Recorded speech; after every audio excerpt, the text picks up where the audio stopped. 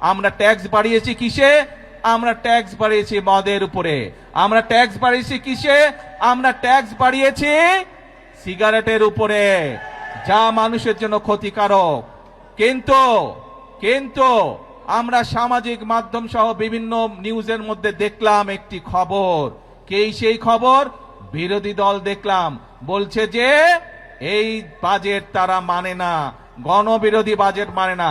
প্রিয় ভাই বোনেরা, আপনাদের কাছে আমার প্রশ্ন, দাঁড়াও, প্রিয় ভাই বোনেরা, আপনাদের কাছে আমি প্রশ্ন রেখে যেতে চাই, যেই বাজেটে ট্যাক্স কমানো হয় সেই বাজেটও বিরোধী দল মানে না। যেই বাজেটে মদের দাম বাড়ানো হয়, যেই বাজেটে সিগারেটের দাম বাড়ানো হয়, সেই বাজেটও বিরোধী দলের পছন্দ নয়। তাহলে এবার বিরোধী দলের উদ্দেশ্য বুঝতে পেরেছেন, লক্ষ্য বুঝতে পেরেছেন? তাদের লক্ষ্য বা উদ্দেশ্য দেশের মানুষের পাশে দাঁড়ানো নয়, তাদের উদ্দেশ্য একটাই, তাদের লক্ষ্য একটাই, সেটা হচ্ছে দেশের মধ্যে একটি অস্থিতিশীলতা, অশান্তি তৈরি করা।